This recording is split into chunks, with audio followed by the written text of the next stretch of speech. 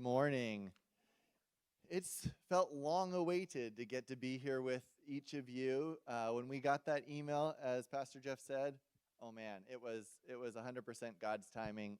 One of those things where you wonder how he's going to move, and you know, if you've been a Christian long enough, you know he will move, but you don't know how that all is going to play out. And it was just an absolute privilege to get to sit there and just watch a miracle happen.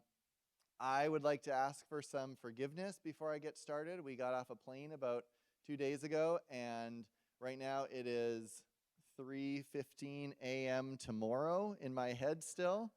So if I just doze off here, just throw things at me. But we're so thankful. You're getting the first draft of us getting to share on home assignment, and so thank you for being our guinea pigs.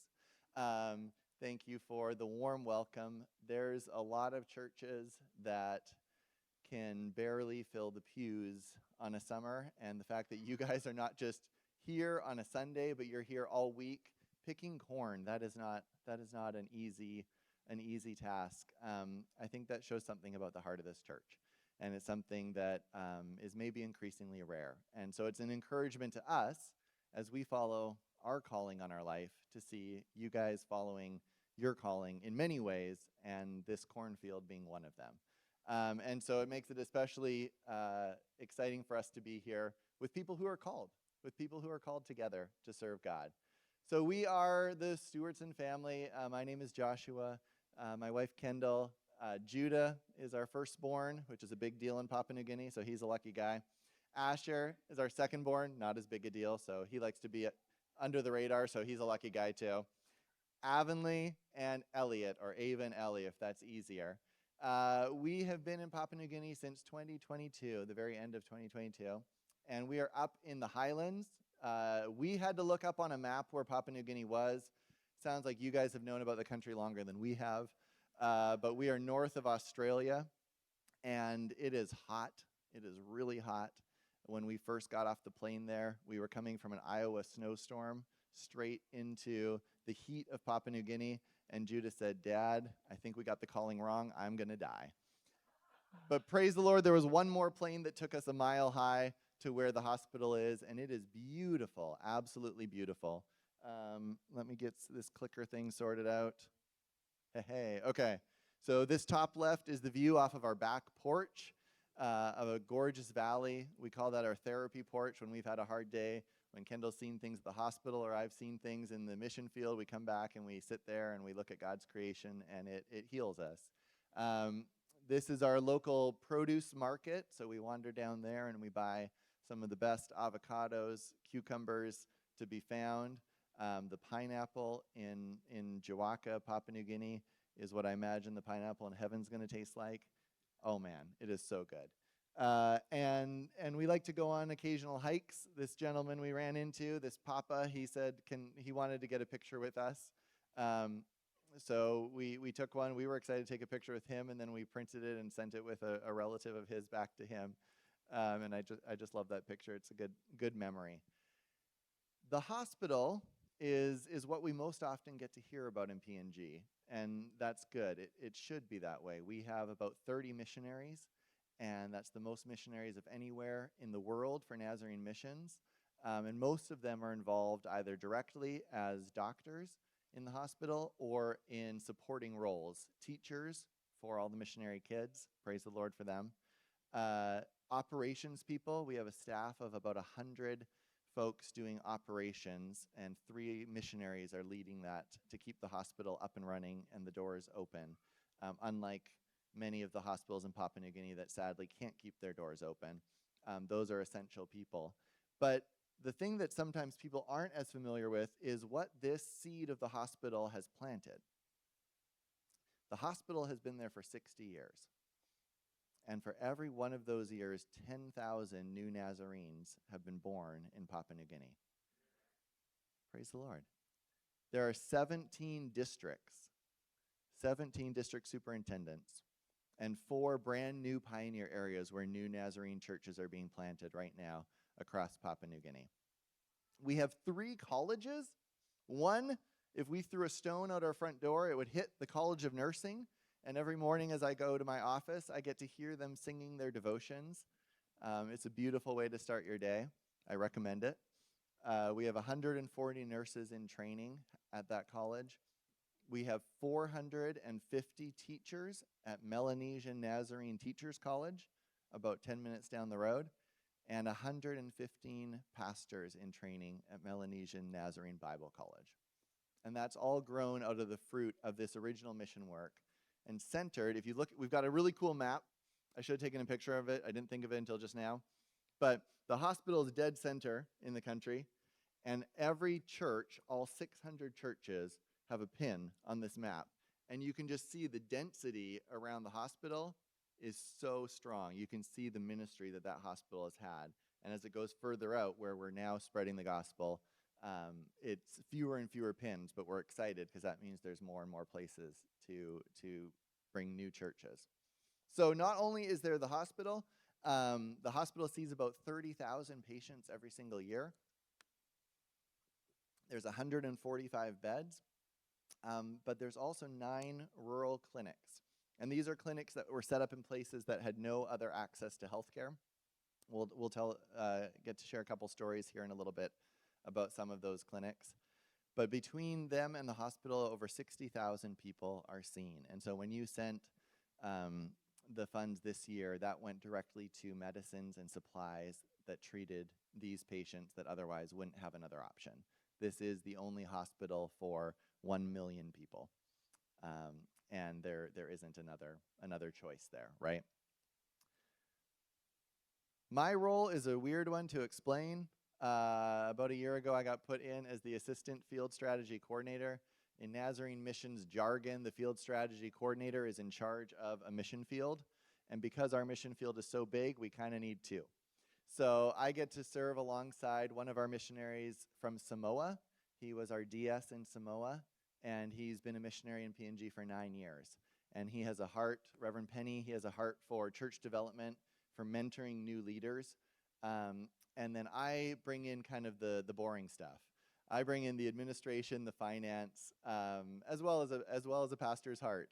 But I get to work with our college boards. I get to work with our hospital board. I get to make sure that the things happen that need to happen and that our missionaries are well supported so that they can do the work that they need to do.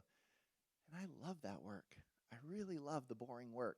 God knew what he was doing. You know, he had the right role, and he knew what I was like, and he put me right there, and I'm grateful for that. Kendall is way more exciting. She's an emergency medicine doctor, and she was the reason we went to PNG in the first place. I sat down, like I said, I like the boring stuff, and I tallied up how many people she actually saw in our first 2 years there, and she had patient interactions with 20,000 patients in 2 years. We keep these doctors pretty busy, maybe too busy. But she has a heart to be God's hands and feet to people there. And this is the verse that really solidified our call. We had no expectation of being missionaries. We were planning to finish up her residency, come back. Kendall's family is about 20 minutes south of Des Moines. And so we thought, that's great. We'll go settle there, raise our family. And then God just out of left field called us into missions. And we wondered, did he know what he was doing? Kendall likes to joke, he probably asked people the top of the barrel, the cream of the crop, and they said, no, that's okay. And then he got to the middle of the barrel, and he said, okay, you guys go to missions. And they said, that's all right, we'll pass. And they got to the bottom of the barrel, was scraping it there, and those people said no too, and maybe he tipped over the barrel, and underneath there our family was, and he's like, well, at least the Stewardsons will obey, so we'll just see what happens. So we had to really examine that call. That wasn't something we were planning on. But Matthew 25 says, then the righteous will answer him, Lord, when did we see you hungry and feed you, or thirsty and give you something to drink? When did we see you? I keep forgetting you don't see what's on my screen. Let me catch up here. Okay, there we go. When did we see you a stranger and invite you in, or needing clothes and clothe you? When did we see you sick or in prison and go to visit you? The king will reply, truly I tell you, whatever you did for one of the least of these brothers and sisters of mine, you did for me. And we just asked ourselves, if it was our brother in Papua New Guinea with no hospital, is that something, would we go do anything? Yeah, of course. It's your brother. It's your sister. So why are we questioning this calling here? The doctors, this is a picture from just maybe a year and a half, 2 years ago, of our doctors in Kujip. And here, do you want to do the clicker? When you see me touch the computer. Just to the right. These are our doctors in Kujip. It is a difficult job. And so when you think of them, please pray. The burnout rate is shockingly high. Of these doctors who were all full-time as of 2 years ago, there is one still full-time.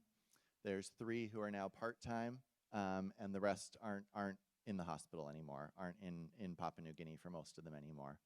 And so it is a challenging task that can be only done with God's help. For 1 million people, we have only 8 doctors right now. And sometimes I feel like it's frustrating here to get an appointment. This is a whole nother level. It hit us at one point that our 4 children, had they been born and raised in PNG as Papua New Guineans, most likely none of them would still be alive today. That was sobering. Our 2 oldest had a rare form of epilepsy, and thankfully University of Iowa specialists were able to just incredibly sort that out. That was a miracle in itself, and they're okay now, but they wouldn't have been okay in PNG. We don't have those specialists in the country. Ava had a congenital heart defect when she was born and had to have surgery. That surgery doesn't exist in PNG. And 2 of our kids are adopted, and adopted kids in PNG don't have access to formula, and so a lot of them don't make it either. And when we realized that, it made us think back to all of the families we know in our community. We live on the hospital station, and there's about 1,000 people who live with us on that station. Because PNG is a tribal culture, so you can't just like rent a house. So if you're not from the tribe right there by the hospital, you need to live on the hospital grounds, and the mission has to provide housing for you.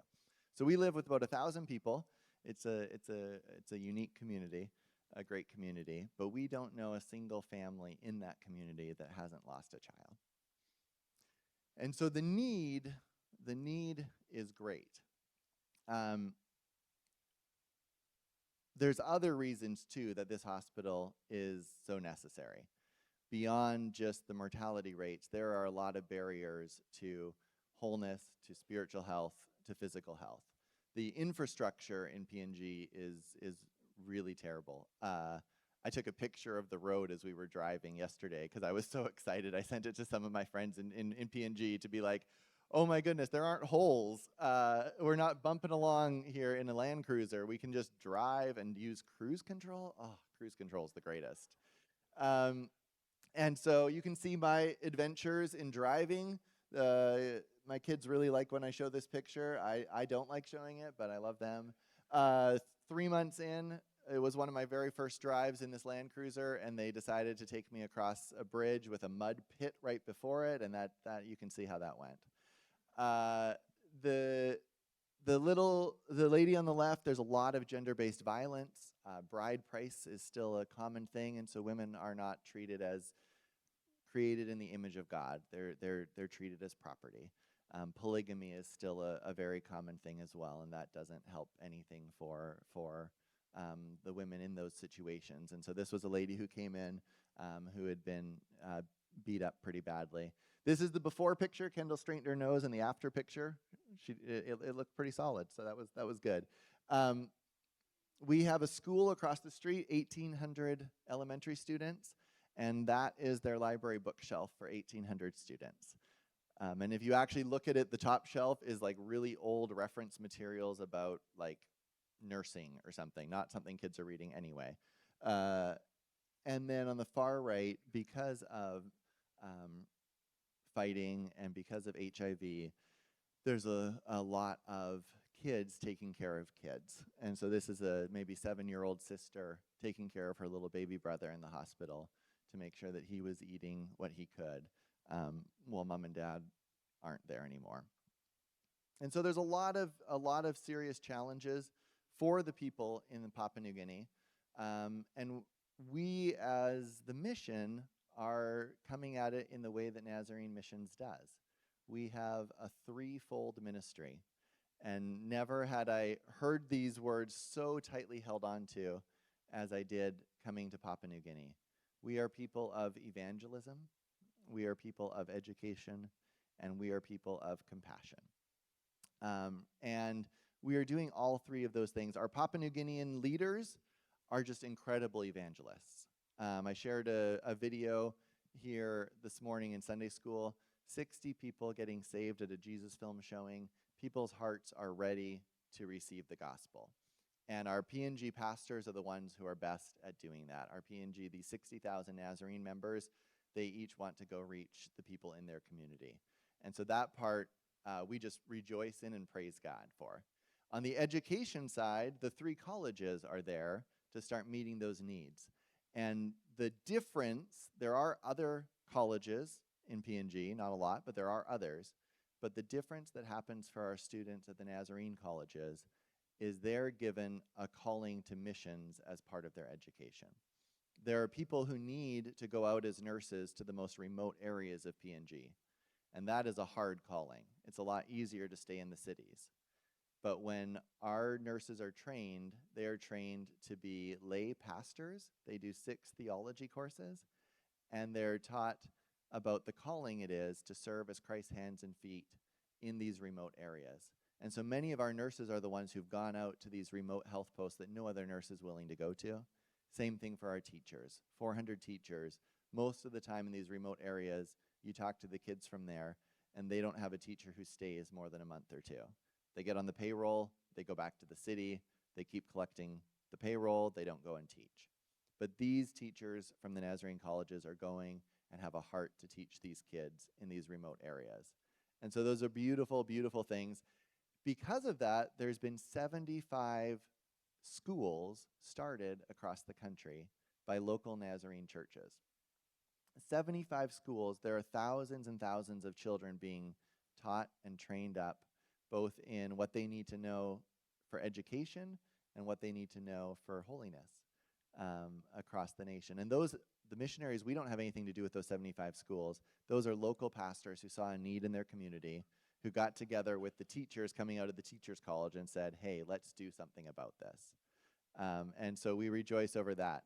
The hospital is the place that takes the most administrative effort, the most outside experience, takes the most missionary effort. And so that is the place that we put a lot of our energy and a lot of our heart into. Kendall kind of broke down for me just a day in the life, and I've got to follow along with some of that. Every day for our doctor starts with rounding at the hospital, goes on to doing clinic so that when patients come, they can see a doctor, which is unique. That doesn't happen in the rest of the country. Usually you get seen by nurses, not by a doctor. The emergency department we keep open 24/7, and a doctor staffs it at all times. Kendall's by training an ER doctor, so you can see how big her smile is when she's in the ER.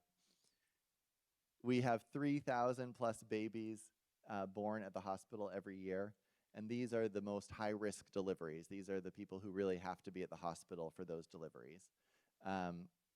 And it's just a beautiful thing of new life to get to see these new babies being born who otherwise maybe the mom or the baby might not have survived.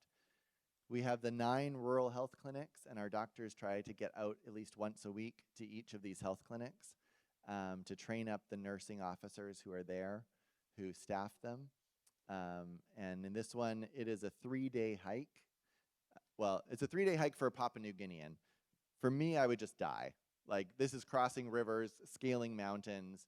One person I knew took a video doing this hike, and they were a lot more fit than I was, and they barely made it. I know I would not survive.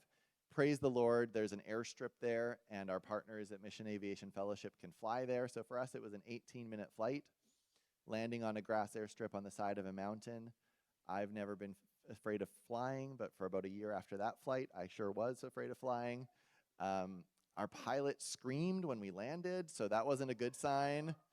Uh, I got really right with Jesus before we took off. But we have two nurses. He grew up there. They came to the Nazarene College of Nursing, and they could have stayed at the hospital. They had jobs at the hospital, and they were nice jobs in a place with power and water. And they said, no, we know what our community is suffering through. We're going to go back, and we're going to serve in our clinic in the middle of nowhere. And their heart for ministry is just so humbling. We got to spend a week there, and I probably wouldn't want to spend more than a week there, but they've chosen to make their life there so that they can minister to their community. A lot of teaching and training is a new focus for the hospital. For so many years, it's just been trying to keep up with the needs. And especially with our newer missionary doctors, there's really a heart to say, hey, how do we raise up the next generation? How do we disciple the next generation of P&G doctors? Kendall has served as medical education coordinator at the hospital for a couple years, and that is a real focus. We're about to build some new housing for medical students to come and experience what it's like to be not just a doctor, but a doctor with compassion, a doctor with the heart for the patients, a doctor who wants to be Jesus' hands and feet. And I'm really excited for that step. I'm going to skip past a couple slides here because far better than me talking is Judah sharing about life as a missionary kid. So we're going to get him up here. And he'll tell you just a little bit more about what life is like in Papua New Guinea. I think 2 more slides, though. All right, Judah, go for it.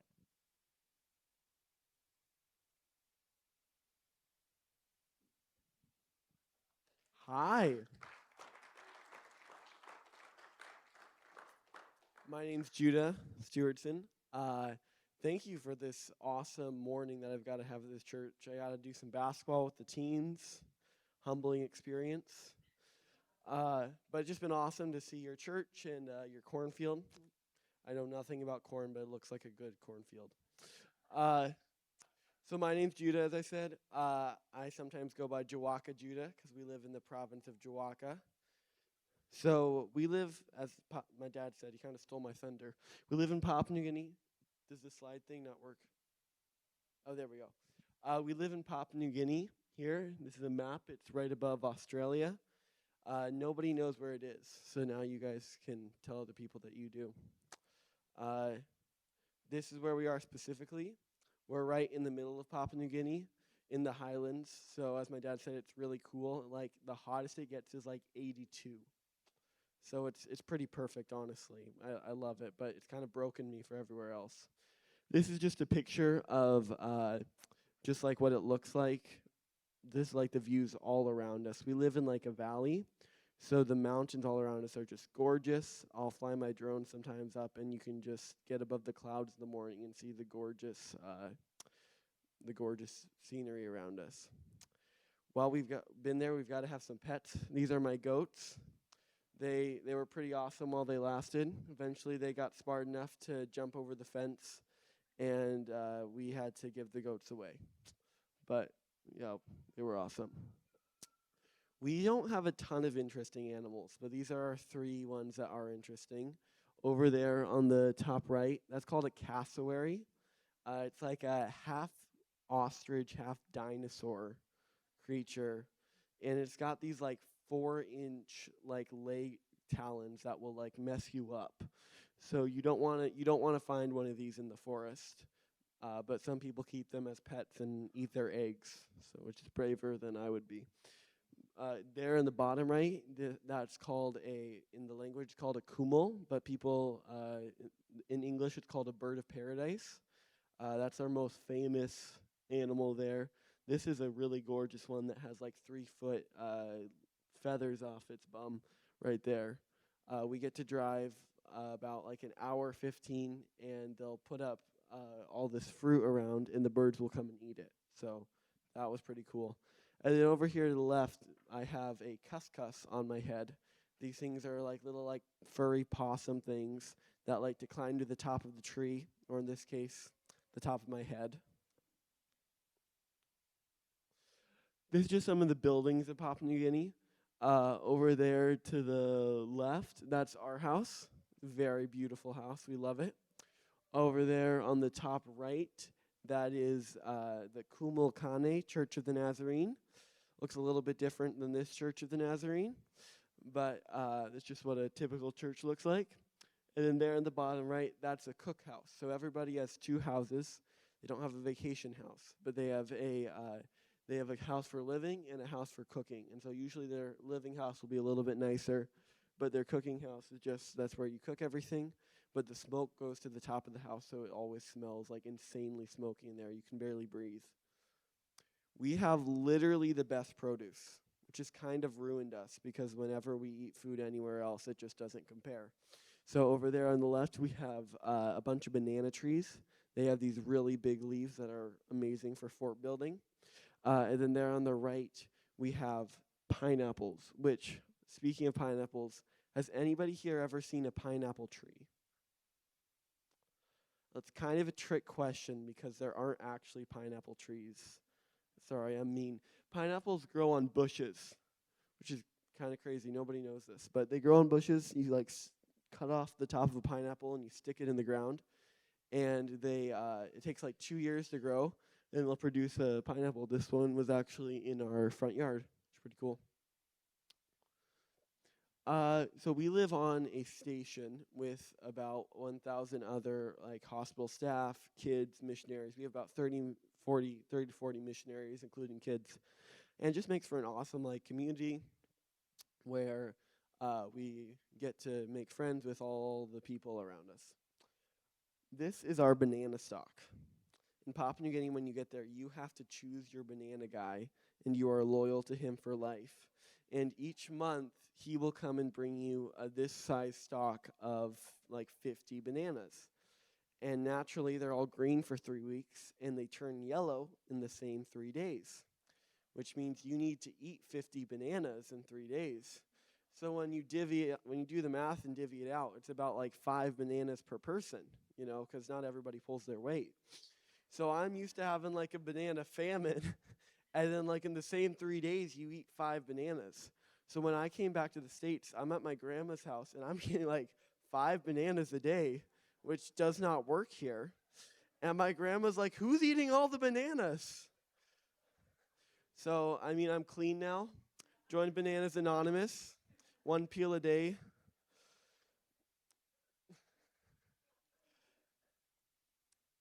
But this is our school. Less exciting note. So we have 2 schools actually. My sisters go to the elementary school. They have about 20 students. These are all missionary kids.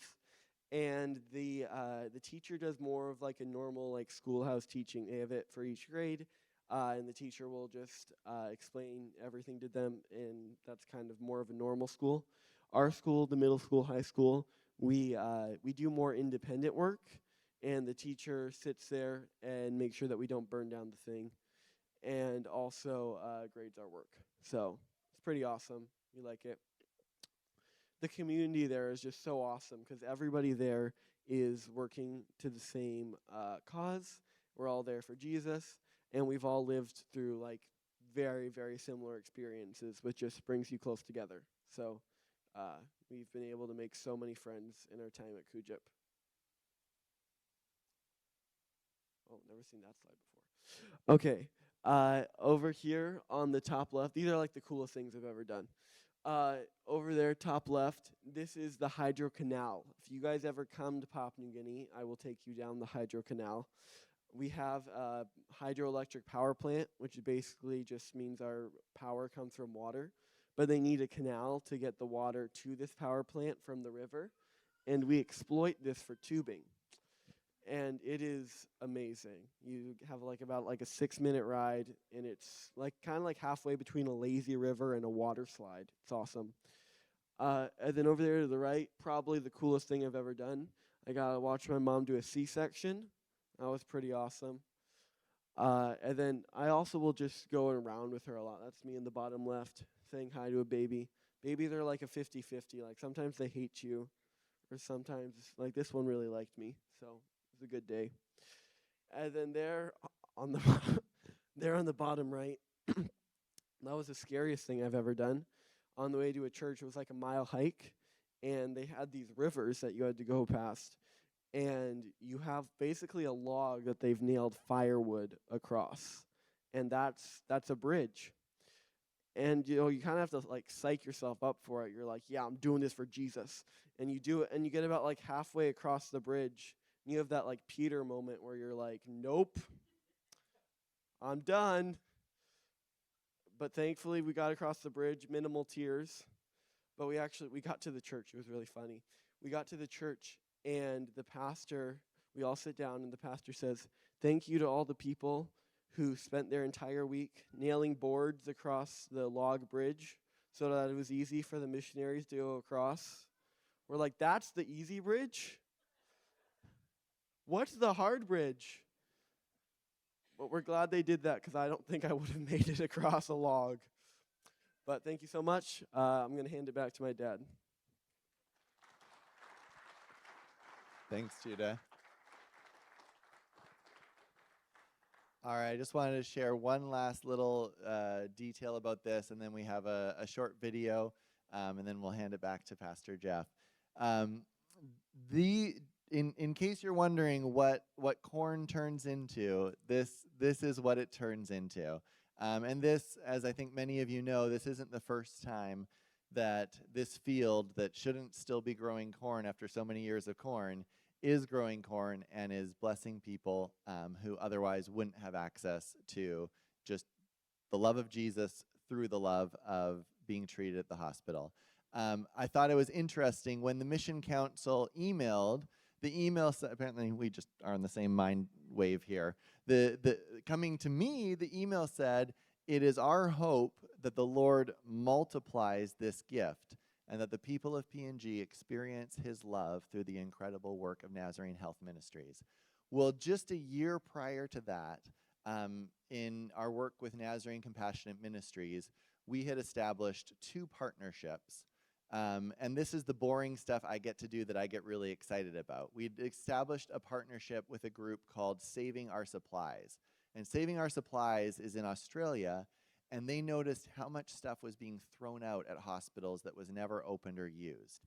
And so they started a nonprofit that went around to the hospitals and collected all of that stuff, and then was able to offer it for just a tiny restocking fee to mission hospitals around the world. And they were just getting off the ground. I got to sit down with the nurse who got this started, and when she heard about what was happening in Kujip, she got really excited. And so we set up a partnership together.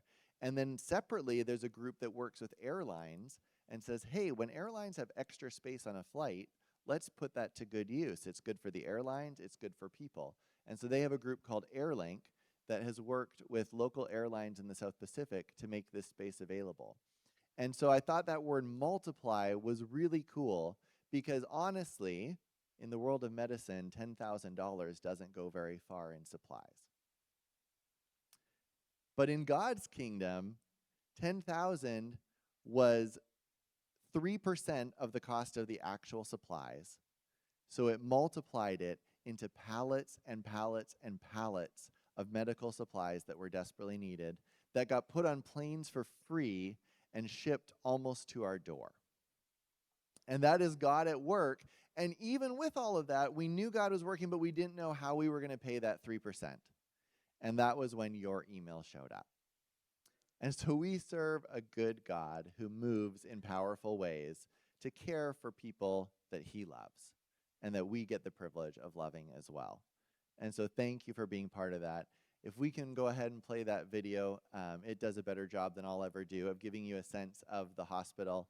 But we just want to say a huge thank you for having us here in Burlington. It's great to be at a church in Iowa. Iowa's home base for us and home for us.